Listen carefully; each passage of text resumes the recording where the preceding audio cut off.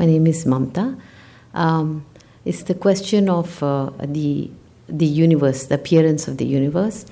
In the dream state, each mind has its, there is an appearance of a universe. So we're talking about multiple universes there. Yeah. In the waking state, you say that the appearance is there's one appearance, and that is coming out of the consciousness. Yes. But there are many minds. So is that one appearance that all minds are experiencing? Right. Clearly that there is a common universe of experience, because we all experience a common room which we are sharing, we experience this. There's a public experience. But at the same time, we have a private experience also. Each of us has a first-person experience. This very thing each of us is experiencing from a different point of view, and it is colored by our thoughts and perceptions. So there is a distinctness for each individual being also. But Gaurapada's point is different. Even in the dream, we say that the universe is projected by the mind, and that everybody accepts. We accept. Each mind, according to its conditioning, projects a dream universe. But Gaudapada says, even in the dream, that mind itself appears in consciousness and then projects its own universe. And in the waking also, various minds appearing in consciousness, they experience a commonly projected universe in slightly different ways. The best way to understand it is always to look at your own experience, how you are experiencing the world.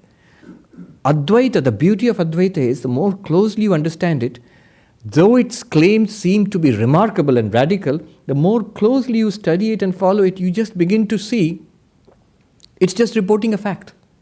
This is the way it is. Yes. But you must learn to see it what is called phenomenologically. That means from the point of view of your own experience. Yeah. As we experience it. Sort of a corollary to that, which Yes. is actually the main thing behind. So when we are saying that the ignorance is removed from the one person, because we are many minds, right? Yes. So the ignorance has to be removed multiple times in multiple minds. Yes. So then that's leading to the other one is about the experience itself, especially about suffering. So, I feel like in my mind, this mind, I've got a ticket. I know I can get out of it. Yes. But somebody close to me, I can see them, they're suffering, and Right. I can explain to them this whole thing. Right. So what about them? Like, do we have to Right. worry about them? Right. This knowledge removes suffering, but it only removes suffering from the person who has that knowledge. So it's particularly from your point of view. The others, there is a whole philosophical point of whether there are others or not. So for example, in your dream, clearly, though you see others, they are not others. They are all one with you, the dreamer. Now, in this waking world, the approach is, you can approach it in both ways. One way is that you accept that there are all others. This approach is called Srishti Drishti Vada. I will not explain in detail. But there is another approach in which you take Drishti Srishti Vada, in which it is equated to a dream in which there are no others. You are the only one who exists. It's a very solipsistic approach to Advaita. But the practical answer to your question is this. For others, always have the sense of oneness and sympathy, and try your best to remove the suffering of others. Why? You say this, it's a truism, and any good person would try to remove the sufferings of others. But explain from the point of view of Advaita why you would try to remove the sufferings of others. The answer is very simple. All this Advaita that we are doing, the first practical answer, then I'll give you the philosophical answer. This Advaita that we are doing, all of this, is it not to remove my own suffering? I am practicing all of this to remove my own suffering. I do everything to remove my own suffering. If I have hunger, I go and eat. If I'm sick, I go and take medicine. And if I understand in depth that my real problem is ignorance, then I try to remove ignorance by spiritual illumination, by enlightenment. So all the time I'm trying to remove my suffering from a physical level, subtle level, and at the causal level also. If that is so, Advaita tells you, you alone are everybody else. Then the effort to remove my suffering and the effort to remove other person's suffering should be at the equal level. A truly spiritual person will identify with everybody and will work to remove their suffering. Now you say you cannot enlighten others. You can, if you have that power, then you would give spiritual knowledge. That's a service, to remove the suffering of others. But if you cannot, then help in other ways. Swami Vivekananda said, suffering can be removed by service. Service can be at the level of, relief from hunger, from disease, from secular ignorance, by giving secular education. All of that is based on an Advaitic approach. That if I myself am suffering in these ways, from disease, from hunger, from cold, from being illiterate, from being oppressed, so all of these ways I can help others, and I should. So the two answers here. Practical answer is, because I work to remove my own suffering, and yet Advaita tells me I alone am all of that, then I should work to remove other people's suffering also. If I work to remove this body-mind suffering and ignore others, there's a deep ignorance working in that. And the philosophical answer is, the basis for this approach is the oneness of all existence. Advaita says, you alone are all of this. If all of this is one, then efforts for removing suffering should encompass everybody also. Yes. Prayer also for them. Definitely. So what do you do for them? You can pray for them, and whatever physical, mental, emotional need you can satisfy for others as a service, you should do it. One should certainly do it. Swami Akhandananda, who started an orphanage, he was a great Vedantin. After Sri Ramakrishna passed away, he traveled to Tibet and in the Himalayas. Very beautiful books he has written. And at one time, I think, yes, he had decided that he would forever go away to the Himalayas and spend the rest of his life there in meditation and spiritual practice. He was traveling through Bahrampur, one of the poorest areas. Even now it's one of the poorest areas of Bengal, West Bengal. And at that time it was in the grip of famine. People were starving. And he couldn't bear the sufferings of those people. And he said, I can't do anything for them. Let me go away from here. What can I do? And he saw this little girl, very skinny, emaciated, a Muslim girl. She was sitting and weeping helplessly. And he asked her, what's wrong? And she said that the poor family, they owned only one pot. Oh, the pot again, the Vedantic pot. They owned only one pot. And she had come to fetch water with that pot, and it fell and it broke, and now she was afraid that her mother would scold her and beat her, and she was crying. She obviously had not had food to eat, and she was so helpless. Now there, Akhandananda did not tell her that it was clay all along, and it's he took her to the shop, and he had a few cents with him, which he spent to buy her a pot for her.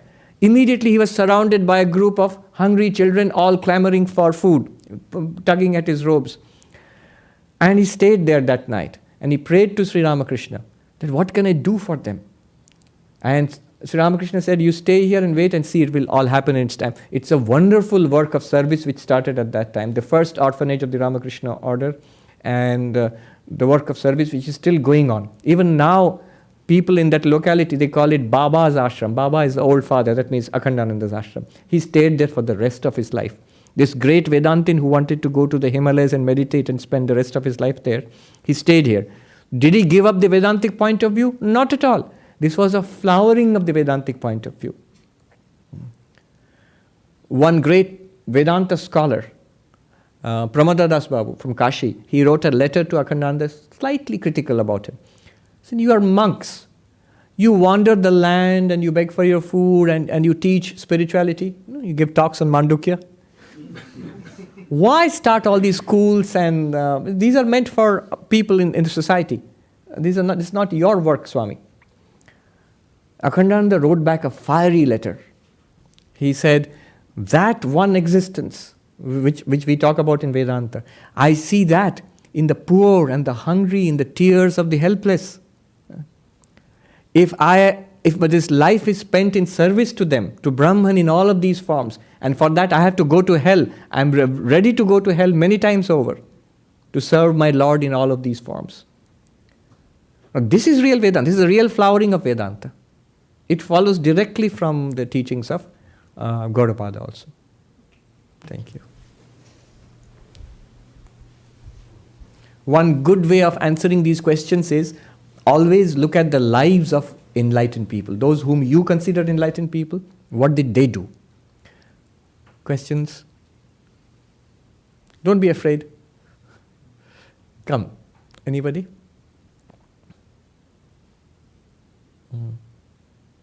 Nobody? Bill. You don't have to come. You ask a question from there. I'll repeat it. My question refers to the analogy of the pot. Yes. You say that the pot is merely clay. Yes. But the pot is really clay plus energy to make the pot. Yes. And it seems that you, in this analogy, you have ignored the necessity for supplying energy to create the pot. How would you, modify your analogy if you take into account energy? All right, here's a question from a physics point of view. So the example of the pot, Bill asked this question, I'll repeat it for the camera, that in the analogy of the pot, it seems that you've ignored the role that energy plays in making the pot. Clay is shaped into pot, you put some energy into it, and into making that. And you're ignoring that. When you say that the pot is nothing but clay, but the pot is clay plus the energy that has been put into making it into a pot. And that brings into the whole question of entropy also, order and chaos and entropy. Well, the straight answer to that is it's an example. An example is meant to prove one point. It's not meant to cover everything. It's meant to, so if you'll ask then what is the point that it's meant to prove? It's meant to prove that substantially speaking, what you regard as the pot, it is nothing other than that clay, the substance behind it. Yes, if to actually make a pot out of clay, you need a potter and you need a potter's wheel and it has to go round and round and the potter has to put in ingenuity and energy, of course. Not only pot, not only clay, but also it requires water. And then later you need fire to bake it and make it into a pot. So all of that is there. That's not what we are talking about. But suppose you were to talk about all of that. The point would still remain, all of that which went into making it a pot, the pot is nothing apart from that.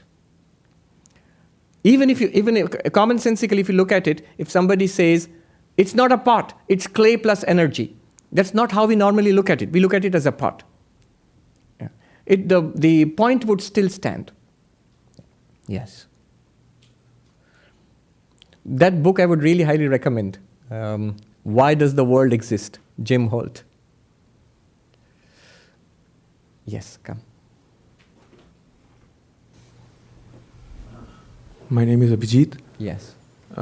So while we were discussing in this lecture that Gaudapada cuts down all the different philosophies and he speaks about he claims the falsity of universe. He strongly claims that. The non-origination of the universe. Yes, that's what he means by falsity. Yes. So these are the highest truths. Yes. And when we read about them, like it makes sense, but still I think for a person or like for us to understand it, we have to be at a certain level to understand it. Or it would be just like a textbook knowledge. You just read it and that's it. So then like then that means we have to increase our understanding of it. And then I think 4 yogas help us that way. So by just using knowledge, philosophical knowledge, it seems insufficient alone. Because even though I have, even let's say I inquire hard enough, still to be able to that stage so that I can grasp it, Yes. there is something else needed, Right. which pure philosophy or pure gyan might not be sufficient for. So, Right. What is that other thing which is needed? Is knowledge sufficient, or does knowledge require any supplement? What are the vitamins required for knowledge to be effective? Advaita says knowledge is sufficient. But what kind of knowledge? It means that living knowledge, that absolute realization, I am existence, consciousness, bliss, where I can honestly say it to myself, not just chant a verse or tell others or even explain it. I can honestly say, yes, that's how I feel. That's how what the reality is. I should have the same confidence that Shankara or Vivekananda or Sri Ramakrishna had or Ramana Maharshi had. That to that point, knowledge must be there. But that knowledge seems to be a little different from what he's asking, Abhijit, is that knowledge, that realization seems to be somewhat different from what we are getting here. What we are getting here is information, arguments, a little bit of Sanskrit, and a kind of guidance and a pointer. And we intellectually begin to grasp at what is being said. That is true. Practically speaking, philosophically speaking, knowledge is sufficient. Philosophically speaking, as a matter of principle, knowledge is sufficient. That must be said, otherwise I would be doing it an injustice. Jnanat eva kaivalyam. From knowledge alone comes release. Even the Bible says, truth will know the truth and the truth shall set you free. So know the truth. But what kind of knowledge? That kind of knowledge, to attain knowledge, what they mean by knowledge in the Upanishads, one requires supplements. The supplements, not that, be careful, not that knowledge requires supplements. We require the supplements. Our minds require strengthening. Sri Ramakrishna, when this kind of Vedanta was being discussed in the Gospel of Ramakrishna, Sri Ramakrishna listens to the discussion and he comments at the end of the discussion. This talk is good, but it needs to be assimilated. In Bengali he says, Kothagulo bhalo, dharona hawa chai. The words are good, but needs to be assimilated. Now, how do you assimilate it? How do you make it a living truth? The question is then, what prevents you from making it a living truth? What are the obstacles? The knowledge itself is fine, but the obstacles are in us, not in the knowledge. Now, what are the problems in us? Problems are threefold according to Vedanta. One problem is ignorance itself, ajnana. The second problem is the scatteredness of the mind, vikshepa. And the third problem is the impurity of the mind, mala, chitta mala. So three things, mala, vikshepa, jnana. I'm talking about classical Vedanta here. Mala, vikshepa, jnana. Each of these problems, ignorance, distraction, and impurity, has its own solution. Solution for ignorance? Always, any ignorance, solution is knowledge. How does knowledge come? According to Vedanta, through Jnana Yoga. Listening, reflecting, meditating. Shravana, Manana, Nididhyasana. You say, but we have been doing that 10 years, 20 years, 30 years. I've been coming to so many classes and I've got so many notes, volumes of notes and tapes and so on and so forth, and recordings. My hard disk is full. Well, the hard disk might be enlightened, but you are not enlightened yet.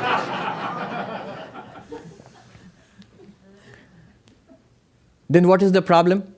The problem is the next level, the mind is not assimilating these truths. We hear it, we even understand it at a superficial level. We can even explain it to others. But it's not living to me. My life in the world continues as it was, with the same problems and anxieties and, plus one extra anxiety. I'm not enlightened yet. That's an extra anxiety added on. Vedantic anxiety is added to worldly anxiety. And then it continues. So the mind is unable to absorb it because of the distraction. We are a very distracted lot. We really don't know how distracted we are until we try to concentrate. So, distraction, solution, problem, distraction, solution, concentration. Concentration, solution, what is the method? The method is meditation. So a wide range of meditation techniques, methodologies are available in yoga. Vedanta, for example, calls upon the resources of yoga. If you ask Gaudapada, so I need to meditate, please teach me how to meditate, he'll give you 1 or 2 verses. He's not interested. He said he'll give you a referral, meditation specialist. You go there. And the specialist also will have co-payment. So that guy will teach you meditation, how to focus the mind. And start focusing the mind. I have taken mantra diksha, or I have got initiated in this way or that way, in one technique or one tradition or the other. I sit for meditation, and if I'm honest, one of the 2 things happens. At first it goes well, for a few days or weeks. Then one of the 2 things happens. Either I get deadly bored of it, and I get distracted, or I feel sleepy and fall asleep every time I try to meditate. Why is this happening? I was supposed to get focused. It's not happening. The answer is at the even deeper level of the mind. Chitta mala, the 3rd level of impurity, the impurity of the mind. A lot of vasanas, past conditionings and impressions have been stuffed into the mind. The mind is upset. The mind is not itself. So much of garbage we have unloaded into the mind, unthinkingly.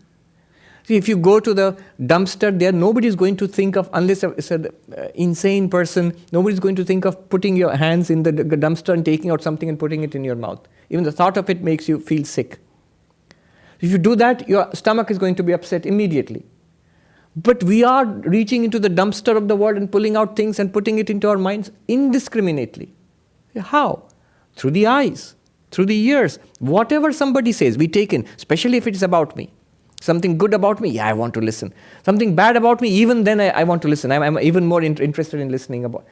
And about so many things in the world, continuously disturbing the mind by seeing and hearing. We are indiscriminate.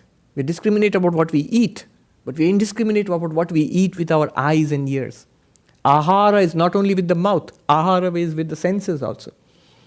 And there is so much conditioning from past which is there. Greed, lust, anger, pride, envy, prejudices, negativities crowd the mind. That mind, if you try to meditate, won't work. So that mind has to be cleaned up. Impurity of the mind, and a solution in Sanskrit, it is called chitta shuddhi. You say, what's this great solution? It means nothing more than purity of the mind. And how is the purity of the mind accomplished? By karma yoga. Unselfish action is a very powerful method for cleansing the mind, based on a strictly moral, disciplined life. Basically, the message is clean up your life. Then only you can clean up the mind. With a clean mind and a clear conscience, then when you try to meditate, with a pure mind you try to meditate, the mind gets focused very fast. One Swami said, the pure mind runs to God by itself. It doesn't have to be cajoled and pushed towards God. Sri Ramakrishna says, if you love God and you want God, you will get God realization. But we sort of scratch our heads and think, that's the whole point. How do you love God and want God? I really don't want, I know I should want God or love God, but I don't really love God or want God. How do you do that? That we don't do that because the mind is impure. Sri Ramakrishna says, it's like a needle, and the needle is covered by mud. The magnet attracts the needle by its own nature. The magnet attracts the needle by its own nature. The needle's nature is such it will be attracted by the magnet. But because it's covered by mud, it does not. The mud has to be cleansed, and then the needle immediately is pulled by the magnet. Meditation becomes easy, fast, natural. With the pure and meditative mind, when you reflect upon Vedanta, that's the idea, that flash of illumination, that breakthrough, it comes. It comes. Always, here I'll add one thing. So all of the yogas, bhakti yoga, karma yoga, raja yoga, jnana yoga, all are necessary. Jnana Yoga gives that knowledge which will set us free. But it has to be supplemented by all the yogas. And Advaita does not deny the necessity of all the yogas. Shankaracharya in the Bhagavad Gita, he again and again emphasizes, you must do work. You must do work in an unselfish manner, as a worship of God. You must meditate, you must worship. But ultimately it is this philosophical insight.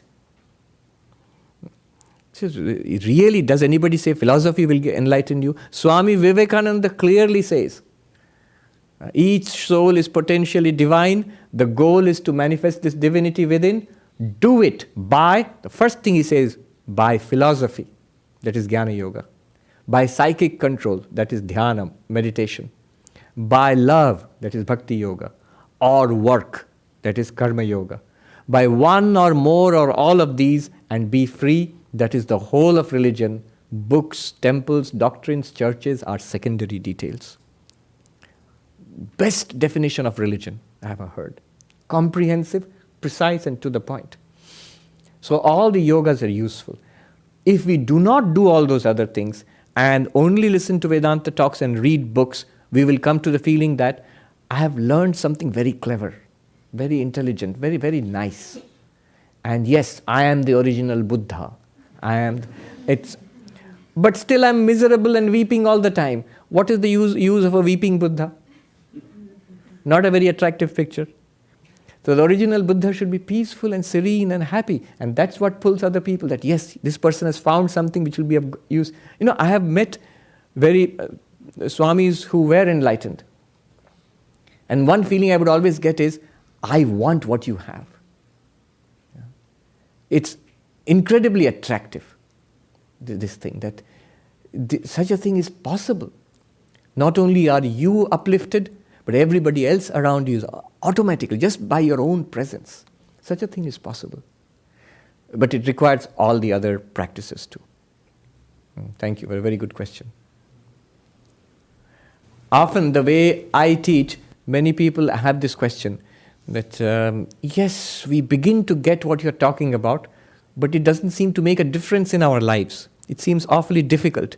It seems difficult because the preliminary practices have not been strengthened. The preliminary practices must go on.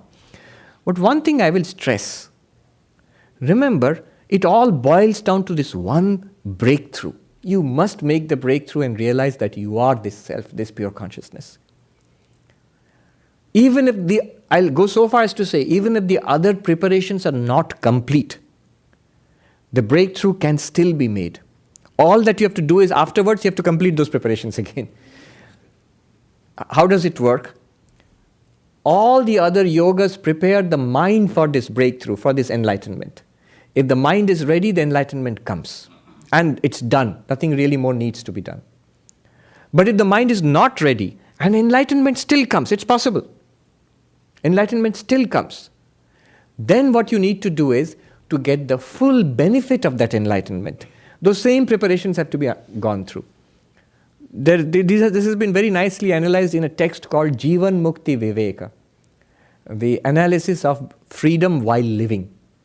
There, Vidyaranya, the one who wrote Panchadashi, he writes, 3 things are involved in this Jivan Mukti, the highest ideal of Vedanta, being free while living in this body. Three components are there. First is enlightenment. He calls it Tattva Bodha, realization of reality. Tattva Bodha. What is that realization of reality? I am Brahman. I am that Turiyam. I am that Adi Buddha, Adi Shantaha. That is realization of reality. That's first. This must be supported by what he calls manonasha. Literally it means destruction of the mind, what I spoke about no mind earlier. Destruction of the mind does not mean you become brain dead, become a zombie. No. It means the mind will be there. It's fully working, but you realize you are not the mind. It's an instrument. It's an app. An app. So the mind is something that you use, but it's not you. Manonasha. How is that accomplished? Through meditation. And the third component is called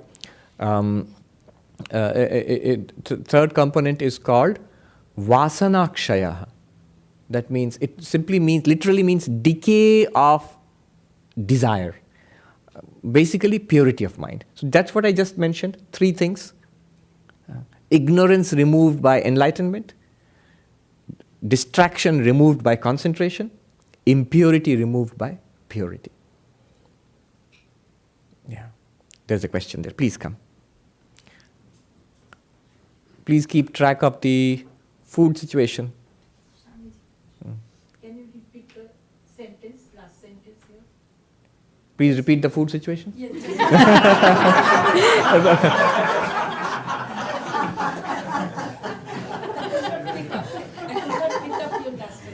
Yeah, the last sentence is that,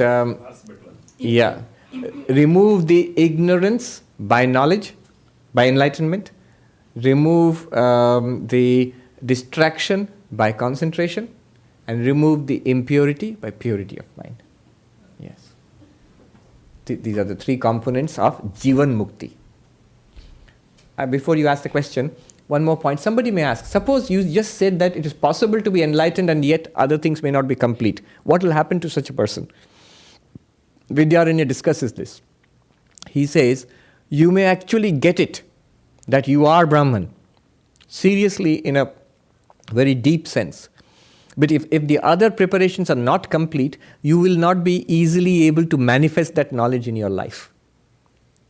Day-to-day living, what you know to be real, what you have already felt to be real, it will be a struggle to manifest that in day-to-day life. It's because the mind is rebelling against that. If the mind is purified and under control, it will immediately manifest your realization. Yeah. Please tell us your name and ask the question. Namaste Swamiji. My name is Pallavi. I have a question. So basically, I feel above all, grace is what plays a major role. But this seems a little bit mystery to me, because why is it some people, like if everything is Brahman, why is it like some people are more attracted? That itself shows that they have a lot of grace, right? So for example, when I try to help my friends maybe who are struggling, like, by giving whatever knowledge I have or experience, they show no interest. 100 times I repeat, 1,000 times I keep repeating, no interest. So I really want to do whatever I can. Right. Like my immediate family member, my brother is like, no, I don't. All right, he's going to be listening on this, remember. So I am like, what is that mystery? Yes. That makes one attracted and others not. What is the role of grace, first of all? Yeah. Why some are attracted, why others are not? Yeah. Krishna asks, Arjuna has these questions, If it is so easy, then why aren't more people in this path? Why aren't more people realizing it? Now, first of all, about grace. Sri Ramakrishna used to say, the wind of grace is always blowing. God's grace is always there. The Guru's grace is always there. Then how do we take advantage of it? He gives the example of, he used to live near the bank of the river Ganga. And there would be boats sailing up and down the river. Even now there are. So he said, the wind of grace is ever blowing. Raise your sail. The sail which will catch the wind. What is the sail? Make some effort. Don't say that I cannot make any effort. Because you do make efforts for everything. Imagine how much you work for money, for family, for entertainment. How much we work, how much effort we make uncomplainingly for years and years of our life. So why can't you make a little effort for enlightenment? You can make an effort. The more effort you make, that's the raising the sail. The more grace will come and catch your sail and push your boat along faster. Now, why are not people more interested? And if you tell them why are they not interested, it just requires a certain level of evolution. You cannot force people into it. It's difficult enough to force oneself along this path. Sri Ramakrishna used to put it very simply. Shomoy na hole hoy na. Unless the time is ripe, it will not work. Does that mean you have to stop saying these things? Say it, but don't become a bore. Yeah? If you say 100 times, 1,000 times, you're going to, instead of helping people, people might be repelled by it. Be intelligent about it. If somebody is interested, share it. If somebody is not interested, wish them well, And always the best thing is to help people along their own track and try to give them an upward push. That's all you can do. You can pray for them. And you can help them in whatever way they're going, if you can help. So that's what you can do. As time comes, we evolve. Going deeper, why is it that so few people seek enlightenment? You know, Aurobindo, Rishi Aurobindo, his answer is very interesting. He says everybody is seeking enlightenment. There is no exception at all. What do you mean? Are all those people out in Manhattan, millions of people, are they seeking enlightenment?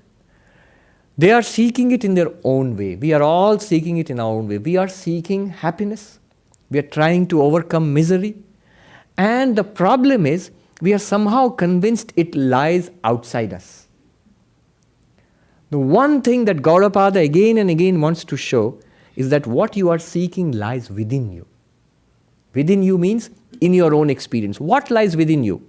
In the subtler than the body is the mind. Subtler than the mind is consciousness, you yourself. It lies there.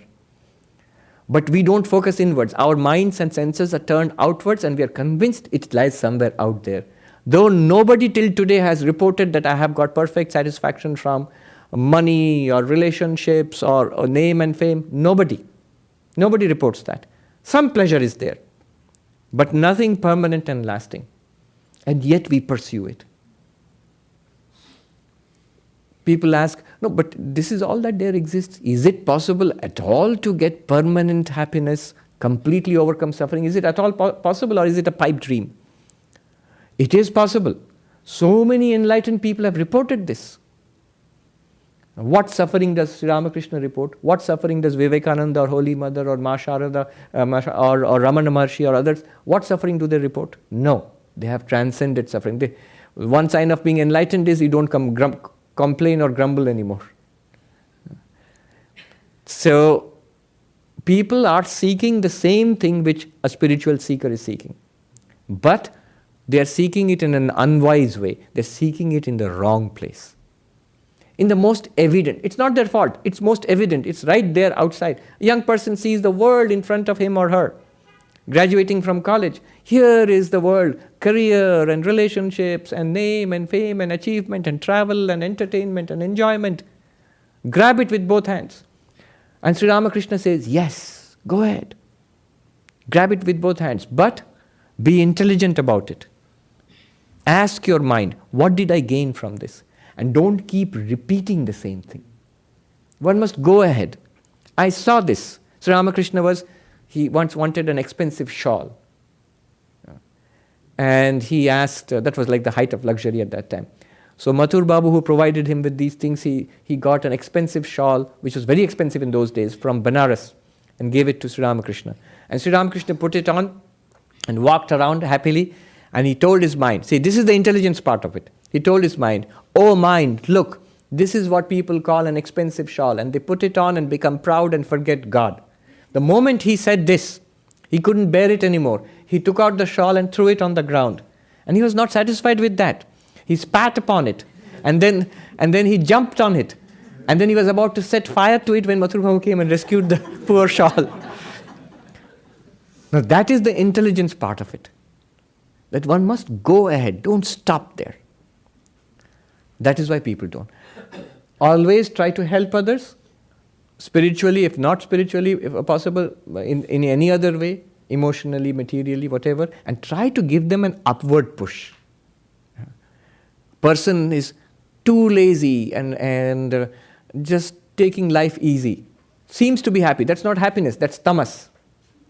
Then give it an upward push. What would be an upward push for a tamasic person, a lazy person, inert person? Ambition, energy, be up and doing. I mentioned Swami Akhandananda. He was extremely active. It was very difficult to stay with him.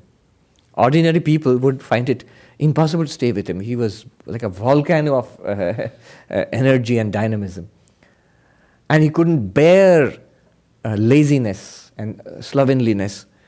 There was this novice, a brahmachari, who, as the custom in India, in the afternoon, hot afternoons, we all take a siesta in India. So he was nicely enjoying a nap.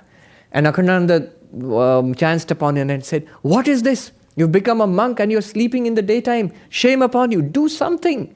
Even if you cannot do spiritual practice, he says, go and read geography or something like that. He uses geography. go read geography. Doesn't mean geography, anything. If one is lazy, activate, become artistic, become intellectual, take up a hobby, culture, develop. That leads to sattva, a refinement of the mind. From refinement of the mind comes spiritual seeking. One Swami told a young man who had come to become a monk, he said, first become a gentleman, then you can become a monk.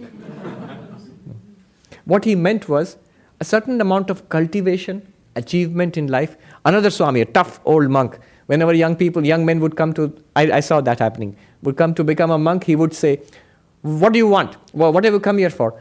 I have come here to give up, renounce everything. Sannyasa means renouncing everything. And he would say, what have you got to renounce that you're going to renounce? The Buddha was a prince. He renounced a kingdom. What are you renouncing? Very good. I am informed that food is ready. So that was a very useful session. Let us now go. Food for the soul and now food for the belly. Please join me downstairs. Thank you very much.